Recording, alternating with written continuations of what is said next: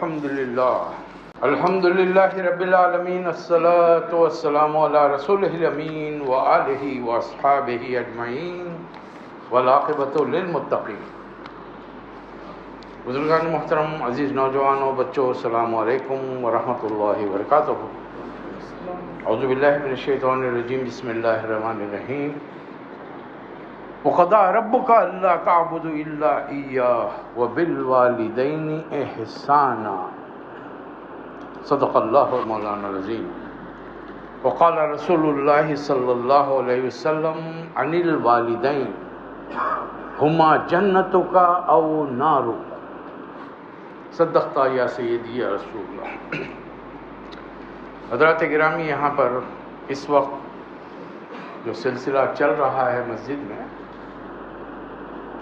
ہم نے پہلے عقائد پہ گفتگو کی، پھر عبادات پر، پھر رسومات پر، اب چوتھا ٹاپک ہمارا چل رہا ہے سماجی تعلقات۔ اب اس ضمن میں جو باتیں آپ کی خدمت میں پیش کی گئیں گزشتہ جمعہ میں کہ والدین کی کیا ذمہ داری ہے اپنی بچوں کی تربیت کرنے، کیسے ان کو پروان چڑھائیں گے، ایک مسلم معاشرے کا اچھا فرد بنانے کے لیے، ایک اللہ کا نیک بندہ اور نبی کریم صلی اللہ علیہ وسلم کا ایک اچھا امتی بنانے کے لیے والدین کو کیا کارروائی کرنی۔ آج جو مختصر گفتگو ہوگی وہ بچوں کی ذمہ داری والدین کے تحت۔ اگر ہم نے ذمہ داری والدین نے اچھی کی ہے، تربیت اچھی کی ہے، تو یقیناً اس کا پھل بھی ہم کو اچھا ہی ملے گا۔ اب بصورت دیگر تربیت میں لاپرواہی بڑھتی ہے اور ازمپشن سے ہم نے کام لیا ہے کہ بس مجھے دیکھ کے بچے سدھر جائیں گے، یہ ناممکنات میں سے۔ ان کو روکنا پڑے گا، ٹوکنا پڑے گا، بار بار ان چیزوں کی جانب نشاندہی کرنی پڑے گی، تب کہیں جا کر ان کے مزاجوں میں تبدیلی آئے گی، ان کے رویوں میں تبدیلی آئے گی۔ اس لیے کہ اللہ تعالیٰ نے انسان کو جس انداز میں تخلیق کیا ہے، اس کے مزاج میں ایک قسم کا ایک بے چینی ہے،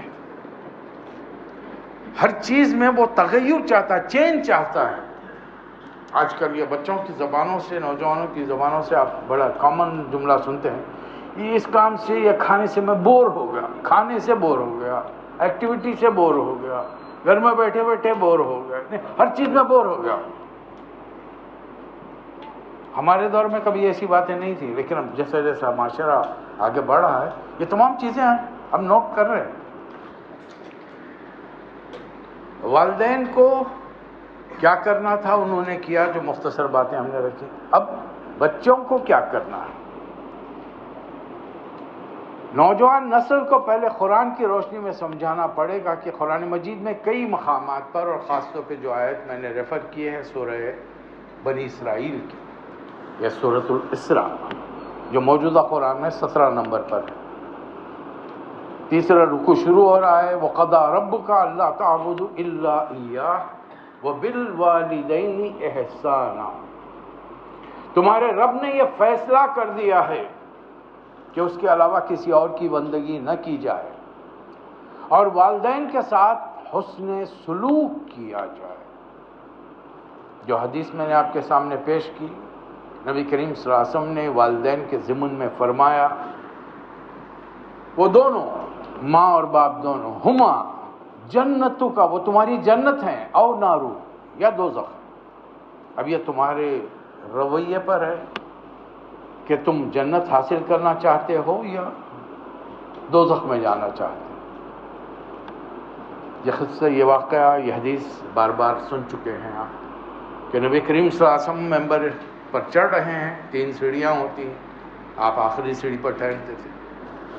پہلی سیڑھی پر آپ چڑھے، آپ نے فرمایا آمین، بابا سے بلند فرمایا۔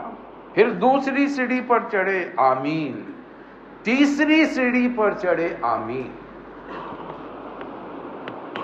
جمعہ تو ہر ویک میں آتا ہے، صحابہ نے کبھی اس طریقے کا طرز عمل نبی کریم صلی اللہ علیہ وسلم کا دیکھا نہیں تھا۔ اب جب پہلی مرتبہ دیکھا تو تھوڑی تشویش ہوئی، ہمت کر کے جرأت کر کے پوچھ لیا، اے اللہ کے رسول آج آپ نے ایسی بات کی جو اس سے پہلے کبھی نہیں کی، 3 مرتبہ آمین فرمایا۔ اب وہ 3 میں سے ایک کیا تھا؟ نبی کریم صلی اللہ علیہ وسلم نے فرمایا کہ جبرائیل آئے تھے، انہوں نے دعا کی۔ جبرائیل فرشتوں کے سردار دعا کر رہے ہیں، امام الانبیاء رحمت للعالمین اس پر آمین کہہ رہے ہیں۔ اب اس دعا کی قبولیت میں کوئی شک ہے؟ وہ جبرائیل نے دعا کی، وہ شخص تباہ برباد ہو جائے جس نے بڑھاپے کے عالم میں اپنے ماں باپ میں سے کسی دونوں کو یا کسی ایک کو پایا اور ان کی خدمت کر کے اپنے آپ کو جنت کا مستحق نہ بنایا۔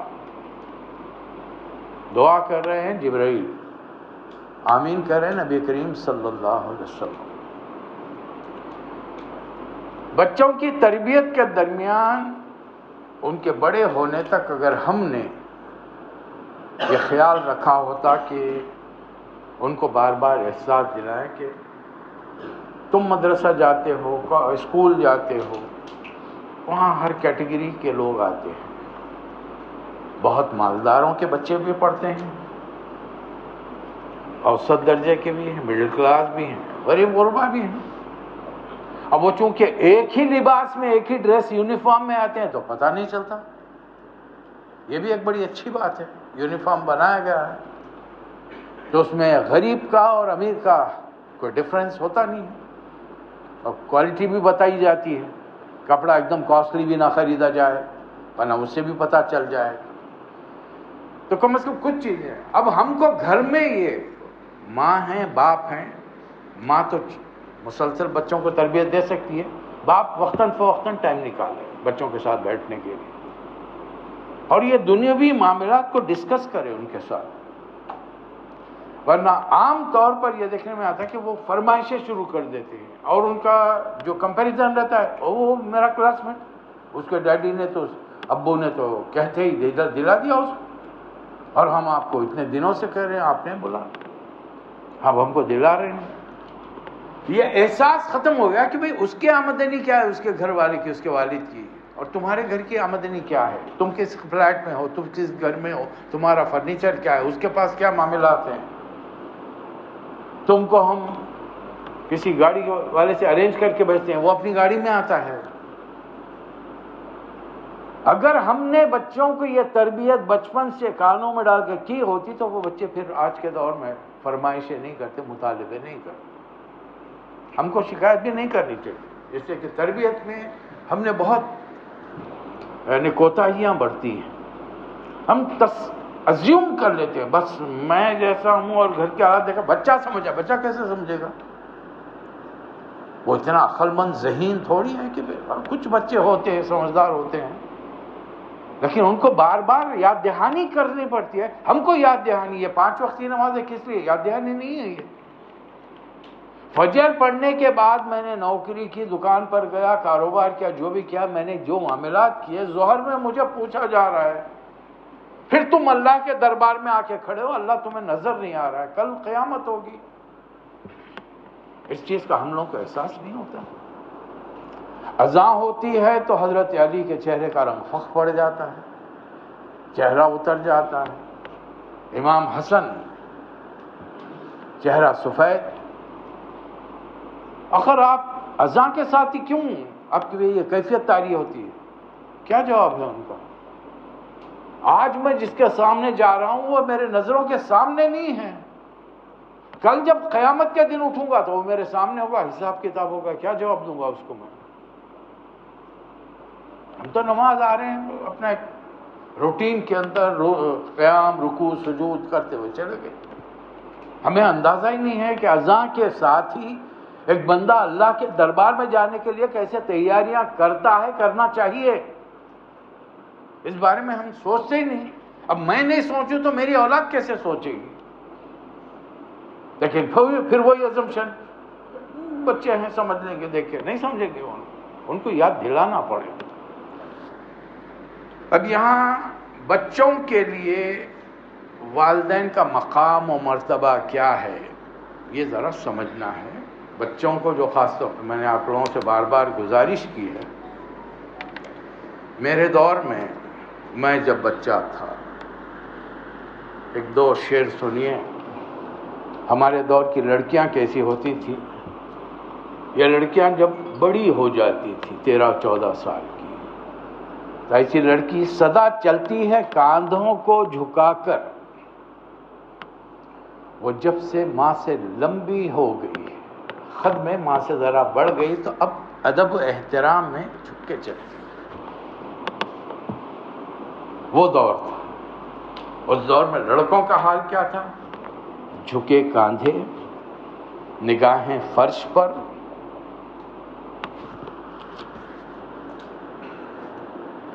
جھکے کاندھے نگاہیں فرش پر، اور دست بستہ ہے.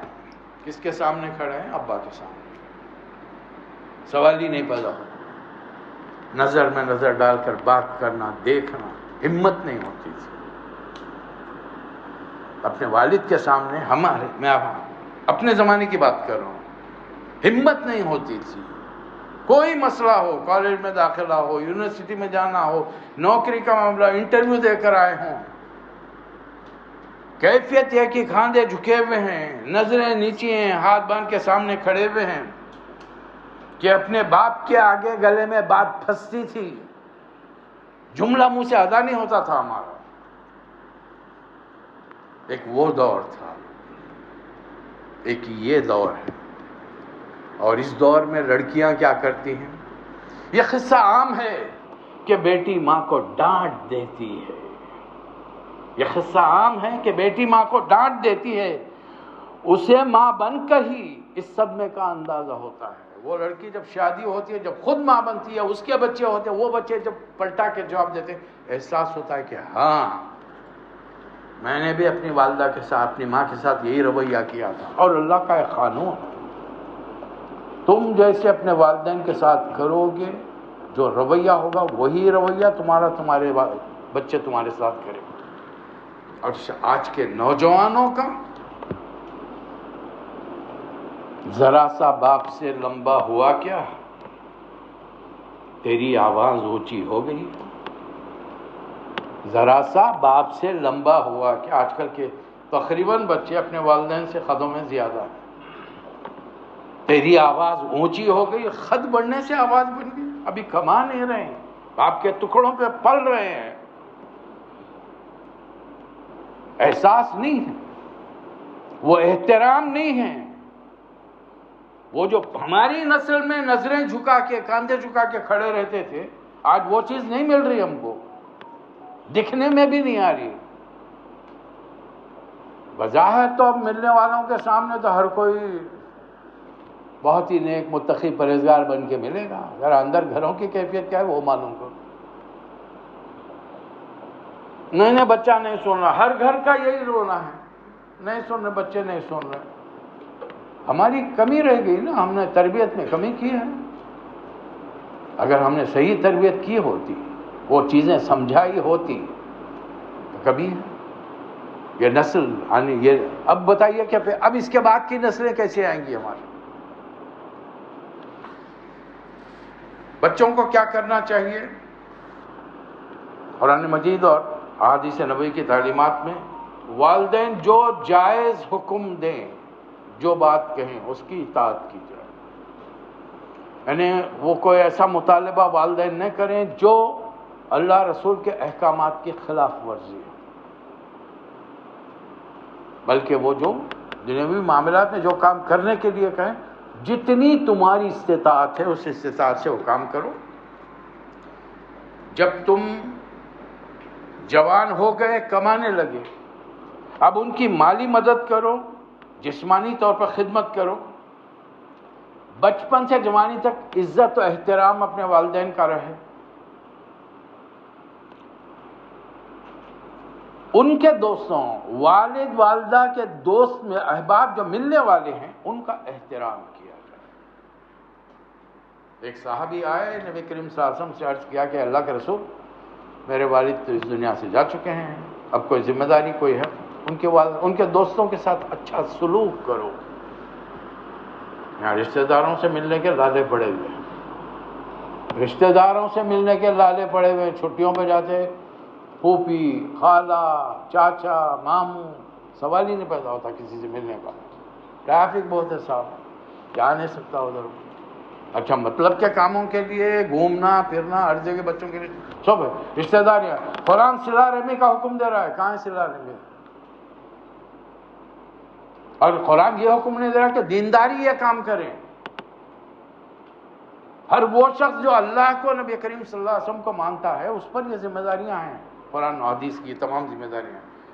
اپنے والدین حیات ہوں یا دنیا سے جا چکے ہیں، دعائے خیر کرتے رہے. دلوں میں جائزہ لیجئے، دلوں میں جائزہ لیجئے. ہم میں سے کتنے ہیں بچوں کو سکھائے میرے ہاتھ میرے باپ کے والدین کے لیے دعا کے لیے نہیں اٹھے گے تو میری اولاد کے لیے کیسے، میری اولاد میرے لیے کیسے دعا کرے گی؟ ہر نماز میں ہم دعا کرتے ہیں اپنے والدین کے لیے، چاہے وہ حیات ہوں، کوئی مسئلہ نہیں. اللہ اور صحت تندرستی سے لمبی عمر دے انہیں، ان کا خاتمہ بھی خیر کر، وہ چلتے پھرتے اس دنیا سے جائیں، جب آخری وقت آئے لا الہ الا اللہ محمد رسول اللہ، ان کی زبان سے یہ کلمات ادا ہوں.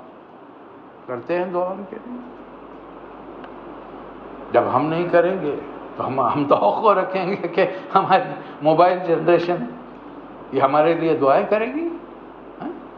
وہ دعا کے لیے ہاتھ اٹھائیں گے، موبائل کی گھنٹی بجے گی، وہ شروع ہو گیا اپنا میسج دیکھنا شروع ہو جائے گا. وہ دعا کریں گے ہمارے لیے. کس کی غلطی ہے؟ ان کی ہے ہماری ہے؟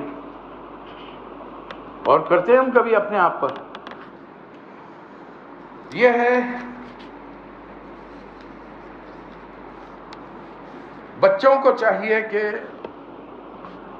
چیزوں کو اہمیت کو سمجھیں. اب دیکھیں نبی کریم صلی اللہ علیہ وسلم نے ایک حدیث میں سمجھایا. ایک نوجوان آئے، انہوں نے کہا، حضرت عبداللہ بن مسعود رضی اللہ تعالیٰ عنہ سے روایت ہے، اللہ کے رسول سب سے بہترین عمل کون سا ہے جو اللہ کے ہاں پسندیدہ ہے؟ تو فرمایا کہ پہلا کام نماز اپنے وقت پر ادا کی جائے. دیکھیں ترتیب دیکھیے. ایک صحابی کو نبی کریم صلی اللہ علیہ وسلم ٹرین کر رہے، یہ نہیں فرمانے کہ جا کے آپ جوڈو کراٹے کی تعلیم سیکھ لو، بندوق تیر تفنگ چلانا سیکھ لو.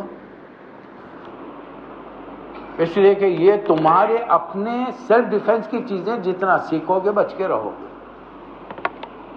تم کو جو اصل کام کرنا ہے جو اللہ کی جانب سے فرض ہے، پہلے نماز کی پابندی. نمبر 2 والدین کے ساتھ نیکی کرنا، نیک سلوک کرنا ان کے ساتھ. نمبر 3 اللہ کے راہ میں جہاد کرنا. اب بتائیے، ایک صحابی دور کے علاقے سے آ گئے، اللہ کے رسول میں چاہتا ہوں کہ آپ کے ہاتھ پر بیعت کروں جہاد کے لیے. فرمایا کہ گھر میں کون ہے؟ والدہ ہے، والدین ہیں، دونوں ہیں، جاؤ ان کی خدمت کرو. جہاد، جنگیں چل رہی ہیں، ایک ایک آدمی کی اس وقت سخت ترین ضرورت ہے. نبی کریم صلی اللہ علیہ وسلم کے ساتھ 313 ہیں، ادھر 1000 کی فوج آئی، ادھر 700 ہیں، ادھر 3000 کی فوج آئی. مدینے کی آبادی 4-5 ہزار کی نہیں ہے، 10,000 کا لشکر، فوجی 10,000 آئے ہیں جنگ خندق کے اندر. ایک ایک آدمی کی اہمیت ہے اس وقت. فرمانے نہیں، جاؤ والدہ کی خدمت کرو. ایک صحابی نے یمن سے اپنی ماں کو جو بوڑھی ضعیف تھی، چل پھر نہیں سکتی، پیٹھ پہ لادا، حج کرایا. پورا حج جب اختتام تک پہنچا تو رسول صلی اللہ علیہ وسلم کے پاس پہنچے کہ اللہ کے رسول میں وہاں سے لے کر آؤں، یمن صلی اللہ 1200 کلومیٹر دور، اپنی پشت پر اپنی ماں کو لایا ہوں. اور یہ حج کے پورے مناسک میں نے ماں کو کرایا. کیا میں نے اپنی والدہ کی خدمت کا حق ادا کیا؟ فرمایا کہ تمہاری ولادت کے وقت تمہاری ماں نے جو تکلیف سے ایک چیخ ماری تھی، تم نے اس کا حق ادا نہیں کیا، تو اس کی اور خدمات، اس نے دودھ 2 سال پلایا، بچپن سے لے کے پرورش کی اس کا، اور تم نے کیا حق ادا کیا؟ ہم سمجھتے ہیں کہ ذرا سا کچھ کر دیے، حق ادا ہو گیا. یہاں پر نبی کریم حضرت ابو ہریرہ رضی اللہ تعالیٰ عنہ سے روایت ہے کہ نبی کریم صلی اللہ علیہ وسلم نے فرمایا اس کی ناک خاک آلود ہو. یہ ایک عربک محاورہ ہے. 3 بار عرض کیا تو پوچھا گیا اللہ کے رسول کس کی ناک خاک آلود ہو، یعنی ناک مٹی میں مل جائے، ناک کو مٹی لگ جائے. فرمایا کہ وہ شخص جس نے اپنے والدین میں سے ایک یا دونوں کو پایا بڑھاپے کے عالم میں اور پھر ان کی خدمت کر کے جنت میں داخل نہ ہوں.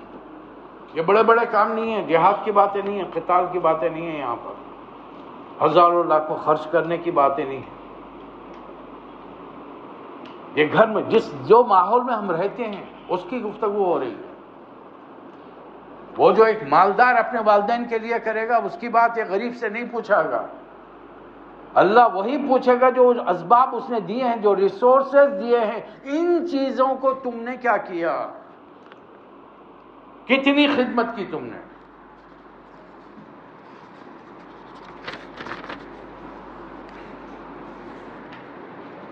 والدین کی بد دعا سے بچنا. عمومی طور پر والدین کبھی یہ چیزیں بڑی بھول کے اندر ہوتے رہتی ہیں. ذرا سا غصہ آ گیا تو اللہ کرے تو برباد ہو جائے. یعنی عجیب و غریب قسم کی بد دعائیں والدین بھی دیتے ہیں، اور بعض وقت بعض لوگ جو ستاتے ہیں اپنے والدین کو ان کے لیے بھی بد دعا نکلتی ہے. نبی کریم صلی اللہ علیہ وسلم فرماتے ہیں کہ والدین جب دعا یا بد دعا کرتے ہیں تو وہ عرش الہی تک پہنچ جاتی ہے. اس لیے کیا ایک اور چیز، ہماری زبانوں سے جو الفاظ ادا آتے ہیں، بہت سارے فرشتے ہمارے اطراف میں ہیں جو آمین کہتے ہیں، ہم کو احساس نہیں ہے. میں اس ضمن میں ایک بات رکھوں آپ کے سامنے. ہمارے بہت سارے ملنے والے کہتے ہیں کہ میں آ رہا تھا پروگرام اٹینڈ کرنے کے لیے، بچے کی طبیعت خراب ہو گئی. ایک بار، دو بار، چار بار ایسوں کو میں نے یعنی گزشتہ 30 سالوں سے ایسوں کو مسلسل میں دیکھ رہا ہوں کہ جب میں پوچھوں ان سے ایک ہی بات نکلتی، بچے بیمار ہیں. تمہاری زبان کا اثر ہے بھائی. تم نے ہمیشہ الحمدللہ نہیں کہا، سبحان اللہ نہیں کہا، اللہ سے دعا کرنے کے لیے تم نے نہیں کہا. تم نے ایک شکایت کی، وہ شکایتوں کے فرشتوں نے آمین کہی، قبول ہو گئی. کوئی احباب ہیں جو کہتے ہیں کہ بہت مصروف، آج تک ان کو کسی کام کے دین کے کام کے لیے فرصت ہی نہیں ملی. منہ سے الفاظ نکالتے وقت ذرا سوچنا چاہیے کہ فرشتے جو ہمارے اطراف میں وہ آمین کہتے ہیں. وقت ملنے ہی نہیں پاتا، دنیاوی کاموں میں اتنے مصروف ہو جاتے ہیں. تو والدین کی بد دعا سے بچنے کی کوشش، حتی المقدور بچنے کی کوشش کی جائے. مدینے میں ایک انتقال ہوا صحابی کا، والدہ سخت ناراض ہیں. اب کچھ مسئلہ پیش آ گیا، نبی کریم صلی اللہ علیہ وسلم کو اطلاع ہوئی کہ یہ صحابی کے ساتھ انتقال ہوا ہے، اب تدفین کا مسئلہ ہے اور ماں معاف نہیں کر رہی ہے. آخر میں نبی کریم صلی اللہ علیہ وسلم نے فرمایا کہ آگ جلاؤ اور اس کو جلا دو. آخر وہ ماں تھی، تڑپ گئی، نہیں میرے لال کو مت جلاؤ. کتنا بھی آدمی نافرمان رہے، والدین کہیں نہ کہیں اس کے لیے دل میں نرم گوشہ رکھتے ہیں، لیکن ان چیزوں کا ہم لوگوں کو احساس نہیں، دنیا والوں کو احساس نہیں ہے. نہ صرف والدین بلکہ والدین کے دوست احباب جو ہیں، اور خاص طور پہ جو رشتہ دار ہمارے خون کے رشتے ہیں، ان کے ساتھ تعلق نبھایا جائے. اپنے بچوں کو ہم سمجھائیں، اپنی مالی حالت کے بارے میں بتائیں، اور یہ نہیں کہ ان کو ایک احساس سے کمتری کا شکار ہونے دیں. ان کو یہ بتائیے کہ اللہ تعالیٰ نے دنیا میں کسی دو انسانوں کو، چاہے وہ حقیقی بھائی کیوں نہ ہو، برابر نہیں رکھا ہے. ورائٹی ہے. ایک دم فیئر کلر کا گورا ہوگا، ایک دم کالا ہوگا، ایک ہی گھر میں ہے.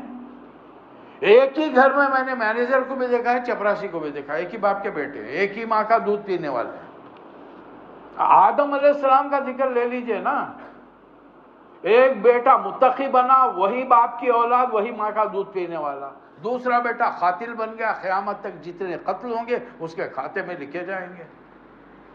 دونوں آدم علیہ السلام کے بیٹے، دونوں حوا علیہ السلام کے بیٹے. ایسا نہیں کہ بھئی والدین میں کوئی فرق ہو گیا. تو اللہ نے سب کو یکساں نہیں دیا ہے، نہ صورت شکل دی ہے، نہ جسمانی طاقتیں دی ہیں، نہ ذہنی صلاحیتیں دی ہیں، نہ مالی اعتبار سے دیا ہے. یہ چیزیں جب تک ہم نہیں سمجھائیں گے وہ ڈیمانڈ کرتے رہیں گے. اب مستقل ڈیمانڈ سے نتیجہ کیا ہوگا؟